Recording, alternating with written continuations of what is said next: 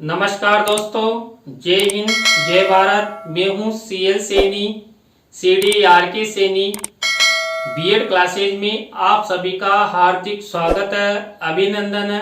देखिए, हमारे इस चैनल के माध्यम से आप सभी के लिए पाठ योजना निर्माण कार्यक्रम चलाया जा रहा है, जिसके अंतर्गत आपको आपके सभी शिक्षण विषयों पर पाठ योजनाओं का निर्माण करना बताया जा रहा है कि आप अच्छी पाठ योजना का निर्माण कौन कौन से शिक्षण बिंदुओं का विशेष रूप से ध्यान में रखते हुए आप अपनी दैनिक पाठ योजना डायरी में निर्मित कर सकते हैं। दोस्तों, आज की लाइव क्लास के अंतर्गत हम नागरिक शास्त्र पाठ योजना क्रमांक 12 यानी सिविक्स के अंतर्गत मौलिक अधिकार इस टॉपिक का चयन करते हुए आपको एक पाठ योजना का निर्माण करना बताएंगे।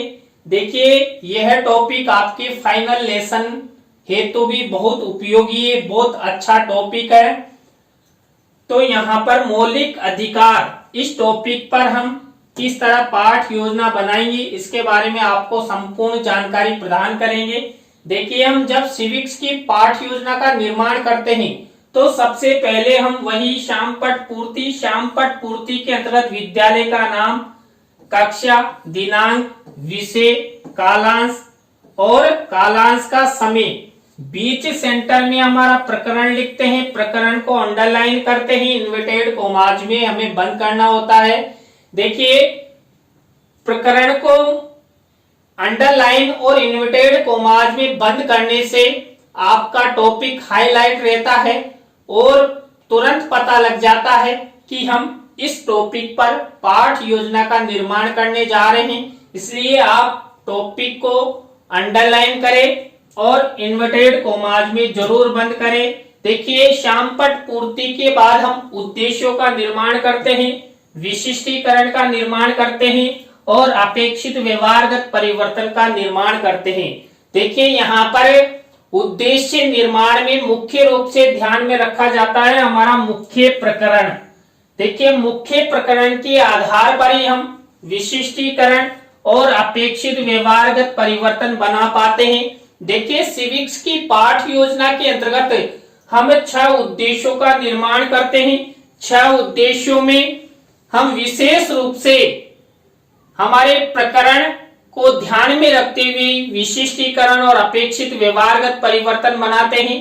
देखिए, यहाँ पर सिविक्स की पाठ योजना में पहला उद्देश्य बनाया जाता है ज्ञान से रिलेटेड। अब यहाँ पर ये ज्ञान से रिलेटेड ही विशिष्टीकरण और ये अपेक्षित व्यवहारगत परिवर्तन बनाए जाएंगे। इसी तरह अवबोध उद्देश्य से रिलेटेड ये विशिष्टीकरण और ये अपेक्षित व्यवहारगत परिवर्तन आपको आपकी दैनिक पाठ योजना डायरी में बनानी है। इसके बाद थर्ड उद्देश्य होता है ज्ञानोपयोगी। देखिए, ज्ञानोपयोगी से रिलेटेड ये विशिष्टीकरण, ये अपेक्षित व्यवहारगत परिवर्तन। इसी तरह आपको कौशल उद्देश्य से रिलेटेड ये विशिष्टीकरण और ये अपेक्षित व्यवहारगत परिवर्तन बनाना है। इसी तरह 5वें नंबर का उद्देश्य होता है अभिरुचि। अभिरुचि से रिलेटेड आपको ये विशिष्टीकरण बनाना है, ये अपेक्षित व्यवहारगत परिवर्तन बनाना है। इसी तरह आपको अभिवृत्ति से रिलेटेड ये विशिष्टीकरण और ये अपेक्षित व्यवहारगत परिवर्तन बनाना होता है। देखिए, आपने यहाँ पर विशेष रूप से देखा है कि हम 1 से 2 विशिष्टीकरण बना रहे हैं और 2 से 3 अपेक्षित व्यवहारगत परिवर्तन बना रहे हैं प्रत्येक उद्देश्य में। तो आपको भी इसी प्रक्रिया का सहारा लेते हुए ये प्रक्रिया संपन्न करनी है। उद्देश्यों के बाद हमारी नेक्स्ट स्टेप होती है कक्षा शिक्षण सहायक सामग्री के कॉलम की। देखिए, कक्षा शिक्षण सहायक सामग्री 2 प्रकार की होती है, सामान्य और विशिष्ट। सामान्य शिक्षण सहायक सामग्री तो कक्षा कक्ष में होती है, लेकिन जो विशिष्ट शिक्षण सहायक सामग्री होती है उसका हमारे द्वारा निर्माण किया जाता है। विशिष्ट शिक्षण सहायक सामग्री के अंतर्गत हम चार्ट, चित्र, मॉडल, प्रतिकृति आदि का निर्माण करते हैं। देखिए, यहाँ पर जो हमारा मुख्य प्रकरण है मौलिक अधिकार। इस मौलिक अधिकार प्रकरण के अंतर्गत हम चार्ट और चित्र का प्रयोग करेंगे। आपको आपकी दैनिक पाठ योजना डायरी में शिक्षक कक्षा शिक्षण सहायक सामग्री के बाद पूर्व ज्ञान का कॉलम बनाना है। पूर्व ज्ञान के कॉलम के बाद आपको शिक्षण बिंदु का कॉलम बनाना है, जिस पर ये पूरी पाठ योजना का निर्माण करेंगे। और ये तीनों शिक्षण बिंदु हमारे मुख्य प्रकरण पर आधारित होने चाहिए। देखिए हमारे यहाँ मुख्य प्रकरण मौलिक अधिकार। अब मौलिक अधिकार से रिलेटेड ही पहला शिक्षण बिंदु लिया गया है, मौलिक अधिकारों से संबंधित अवधारणा। दूसरा शिक्षण बिंदु लिया गया है मौलिक अधिकारों की विशेषताएं। इसी तरह मौलिक अधिकारों प्रकरण से रिलेटेड भारतीय संविधान में वर्णित मौलिक अधिकार। इस तरह आपको ये शिक्षण बिंदु का कॉलम बनाना है। यहां तक आपको सबसे पहले श्यामपट्ट पूर्ति का निर्माण करना है। उद्देश्य, विशिष्टीकरण, अपेक्षित व्यवहारगत परिवर्तन बनाते हुए कक्षा शिक्षण सहायक सामग्री का कॉलम बनाना है, पूर्व ज्ञान का कॉलम बनाना है और शिक्षण बिंदु का कॉलम बनाना है। तो यहाँ के बाद हम हमारी मुख्य पाठ योजना की ओर बढ़ते हैं। देखिए मुख्य पाठ योजना हमारा जो पहला शिक्षण बिंदु होता है प्रस्तावना, इसके द्वारा प्रारंभ होती है। प्रस्तावना शिक्षण बिंदु में मैंने आपको कई बार बताया है, हमें 3 से 5 प्रस्तावना के प्रश्न बनाते हैं। अंतिम प्रश्न समस्यात्मक होता है, प्रश्नों में तारतम्यता होती है, जिगजैग होता है, उत्तरों से ही प्रश्न बनाए जाते हैं। और जो प्रस्तावना के प्रश्न बनाए जाएंगे ये छात्र छात्राओं के पूर्व ज्ञान पर आधारित होने चाहिए, सरल होने चाहिए, संक्षिप्त होने चाहिए और छात्र उनका उत्तर आसानी से दे सके, ऐसे प्रश्न हमारे द्वारा बनाए जाने चाहिए। देखिए यहाँ पर मौलिक अधिकार, इस प्रकरण पर मैंने प्रस्तावना के प्रश्न कैसे बनाए। पहला प्रश्न देखिए, उड़ने वाले कुछ पक्षियों के नाम बताइए। देखिए तोता, मैना, चिड़िया, कौवा, चील, गिद्ध आदि। अब इसी उत्तर से हमारा प्रश्न बनेगा, सोने की चिड़िया किस देश को कहा जाता था? तो भारत को। अब इसी उत्तर से हमारा नेक्स्ट प्रश्न बनेगा, भारत में लोकतांत्रिक प्रक्रिया अंतर्गत शासन किसके द्वारा चलता है? देखिए भारतीय संविधान के अनुसार। अब इसी उत्तर से हमारा नेक्स्ट प्रश्न बनेगा, भारतीय संविधान द्वारा कानून के संरक्षण में भारत के प्रत्येक नागरिक को क्या प्राप्त है? मौलिक अधिकार। देखिए मौलिक अधिकार हमें प्राप्त है, तो मौलिक अधिकारों से ही हमारा नेक्स्ट प्रश्न बनेगा, मौलिक अधिकारों के बारे में आप सब क्या जानते हैं? तो ये अंतिम प्रश्न समस्यात्मक हो गया। और यहाँ पर प्रश्नों में तारतम्यता है, जिगजैग है, उत्तरों से प्रश्न बनाए गए हैं। प्रश्न सरल से कठिन की ओर शिक्षण सूत्र पर आधारित है, छात्र छात्राओं के पूर्व ज्ञान पर आधारित है। तो इस तरह आपको ये प्रस्तावना के प्रश्न बनाने हैं। प्रस्तावना के प्रश्नों के बाद हमारी नेक्स्ट स्टेप आती है उद्देश्य कथन। देखिए उद्देश्य कथन करते हुए ही हम हमारे मुख्य प्रकरण को श्यामपट्ट पर लिखते हैं। तो यहाँ पर उद्देश्य कथन, बच्चों आज हम सब मौलिक अधिकारों से संबंधित अवधारणा, विशेषताओं तथा भारतीय संविधान में वर्णित मौलिक अधिकारों के बारे में विस्तार पूर्वक अध्ययन करेंगे। और आप शिक्षण सहायक सामग्री के कॉलम में इस तरह चित्र मिनिएचर के रूप में भी लगा सकते हैं। तो ये उद्देश्य कथन हुआ। उद्देश्य कथन सबसे महत्वपूर्ण होता है, क्योंकि यहाँ पर छात्र छात्राओं को पाठ के प्रति रुचि उत्पन्न करने में इसकी महत्वपूर्ण भूमिका होती है।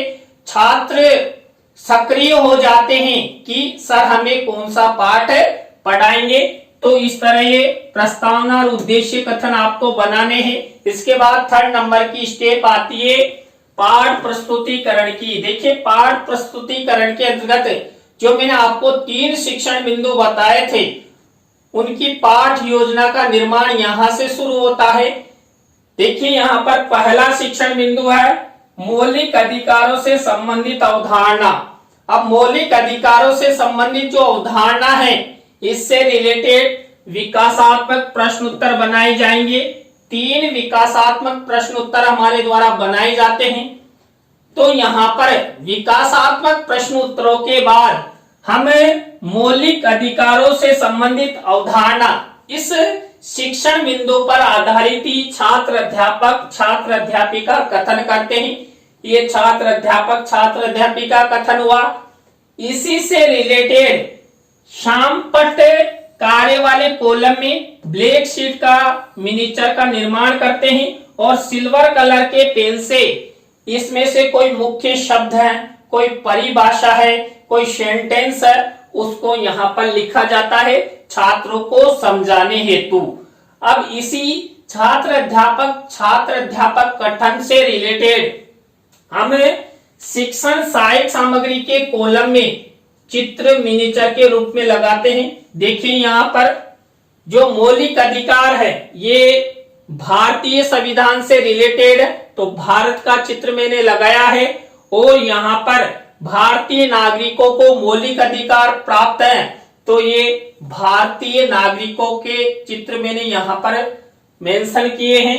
अब यहाँ पर हम क्या करेंगे, जो हमने छात्र अध्यापिका कथन किया इसी से रिलेटेड बोध प्रश्न करेंगे। देखिए हम 3 से 5 बोध प्रश्न बनाते हैं। देखिए जितनी विषय वस्तु होती है उसके आधार पर बोध प्रश्न बनाए जाते हैं। तो मेरे द्वारा ये 4 बोध प्रश्न उत्तर बनाए गए हैं। तो इस तरह आपका पहला शिक्षण बिंदु कंप्लीट होता है। मौलिक अधिकारों से संबंधित अवधारणा का ये टॉपिक कंप्लीट हुआ। इस तरह आपको सबसे पहले विकासात्मक प्रश्न उत्तर, उसके बाद छात्र अध्यापिका कथन और उसके बाद बोध प्रश्न बनाकर प्रत्येक शिक्षण बिंदु पर पाठ योजना का निर्माण करना है। इसी तरह हमारा दूसरा शिक्षण बिंदु होता है मौलिक अधिकारों की विशेषताएं। देखिए अब यहाँ पर वही प्रक्रिया अपनाएंगे। मौलिक अधिकारों की विशेषताएं इसी से रिलेटेड वही विकासात्मक प्रश्न उत्तर बनाएंगे जाएंगे। यहाँ पर देखिए ये 3 विकासात्मक प्रश्न उत्तर बनाए गए हैं। विकासात्मक प्रश्न उत्तरों के बाद वही छात्र अध्यापिका कथन किया जाएगा। ये छात्र अध्यापिका कथन हुआ। मौलिक अधिकारों की विशेषताएं यहाँ पर छात्र अध्यापिका कथन में कही जाएगी। इन्हीं से रिलेटेड शामपट्ट कार्य वाले कॉलम में वही ब्लैक शीट का निर्माण सिल्वर कलर के पेन से मुख्य शब्द सेंटेंस को यहाँ पर लिखेंगे। इसी छात्र अध्यापिका कथन से रिलेटेड शिक्षण सहायक सामग्री के कॉलम में वही चित्र मिनिएचर के रूप में लिखेंगे। देखिए मैंने आपको बताया था कि मौलिक अधिकार इस पाठ योजना में हम चार्ट और चित्र का प्रयोग करेंगे। तो चार्ट और चित्र का प्रयोग हमारे द्वारा किया जा रहा है।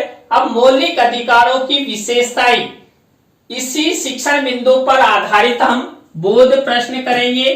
तो ये बोध प्रश्न हुए, मैंने आपको बताई दी, हम 3 से 5 बोध प्रश्न बनाते हैं। तो ये बोध प्रश्न उत्तर हुए। इस तरह आपका दूसरा शिक्षण बिंदु कंप्लीट हुआ। वही विकासात्मक प्रश्न उत्तर, छात्र अध्यापिका कथन और बोध प्रश्न। इस तरह आपको ये पाठ योजना की प्रक्रिया अपनानी है। इसके बाद हमारा 3rd नंबर का शिक्षण बिंदु आता है भारतीय संविधान में वर्णित मौलिक अधिकार। देखिए भारतीय संविधान में जो मौलिक अधिकार वर्णित है उसी से रिलेटेड हम यहाँ पर विकासात्मक प्रश्न उत्तर बनाएंगे। ये विकासात्मक प्रश्न उत्तर हैं। विकासात्मक प्रश्न उत्तरों के बाद हम वही छात्र अध्यापिका कथन करेंगे। इससे रिलेटेड भारतीय संविधान में वर्णित मौलिक अधिकार। देखिए छात्र अध्यापिका कथन हुआ। अब इसी में से हम क्या करेंगे, इसी में से कोई मुख्य शब्द है, सेंटेंस है, जिसको हम छात्र छात्राओं को श्याम पट पर लिखकर समझाना चाहते हैं। ऐसे शब्दों को श्याम पट कार्य वाले कॉलम में वही ब्लैक शीट का निर्माण करके सिल्वर कलर के पेन से लिख देते हैं और आपको आपकी दैनिक पाठ योजना डायरी में इसी फॉर्मेट का, इसी प्रक्रिया का सहारा लेते हुए ये छात्र अध्यापक छात्र अध्यापिका कथन वाला प्रारूप बनाना है।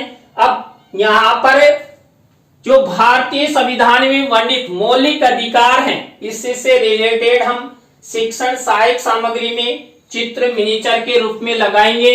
तो आपको इस तरह ये छात्र अध्यापक छात्र अध्यापिका कथन करना है, किससे रिलेटेड, भारतीय संविधान में वर्णित मौलिक अधिकारों से रिलेटेड। इसके बाद वही हम बोध प्रश्न करेंगे। यहाँ पर भारतीय संविधान में वर्णित मौलिक अधिकारों से रिलेटेड ये बोध प्रश्न उत्तर बनाए जाएंगे। इस तरह दोस्तों आपको 3 शिक्षण बिंदु लेते हुए आपको विकासात्मक प्रश्न उत्तर, छात्र अध्यापक छात्र अध्यापिका कथन और बोध प्रश्न बनाते हुए तीनों शिक्षण बिंदु छात्र छात्राओं के लिए आपकी दैनिक पाठ योजना डायरी में निर्माण करना है। इसके बाद हमारी नेक्स्ट स्टेप आती है पुनरावृत्ति प्रश्नों की। देखिए पुनरावृत्ति प्रश्न हमने जो 3 शिक्षण बिंदु लिए थे उन्हीं से रिलेटेड यहाँ पर पुनरावृत्ति प्रश्न बनाए जाते हैं। 5 पुनरावृत्ति प्रश्न उत्तर हमारे द्वारा बनाए जाएंगे। पुनरावृत्ति प्रश्न उत्तरों के बाद हमारी नेक्स्ट स्टेप आती है मूल्यांकन प्रश्नों की। देखिए मूल्यांकन प्रश्नों के अंतर्गत हम 3 तरह के प्रश्न लेते हैं, प्रत्येक में 2-2 प्रश्न लेते हैं, कुल मिलाकर 6 प्रश्नों का निर्माण यहाँ पर किया जाता है। अब यहाँ पर देखिए विशेष रूप से आपको ब्लैक शीट का निर्माण करना है, सिल्वर कलर के पेन से लिखना है और किसी भी प्रश्न का उत्तर आपको यहाँ पर नहीं लिखना है। तो इस तरह आपको ये मूल्यांकन प्रश्न बनाने हैं। मूल्यांकन प्रश्नों के बाद आपको गृह कार्य की स्टेप अपनानी है। देखिए गृह कार्य छात्र छात्राओं के लेखन कौशल के विकास हेतु दिया जाता है। यहाँ पर श्याम पट कार्य वाले कॉलम में हम 1 से 2 निबंधात्मक प्रश्न छात्र छात्राओं को होमवर्क के लिए देते हैं। तो दोस्तों आज की लाइव क्लास में हमने नागरिक शास्त्र पाठ योजना क्रमांक 12 के अंतर्गत मौलिक अधिकारों पर पाठ योजनाओं का निर्माण करना आपको बताया कि आप मौलिक अधिकार प्रकरण पर किस तरह पाठ योजना का निर्माण कर सकते हैं, कौन कौन से शिक्षण बिंदु लेकर आपने पाठ योजना बनानी है। तो इस तरह आज की लाइव क्लास आपको कैसी लगी कमेंट्स में हमें जरूर बताएं। अच्छी लगी हो तो लाइक करें, कमेंट्स करें और शेयर जरूर करें दोस्तों।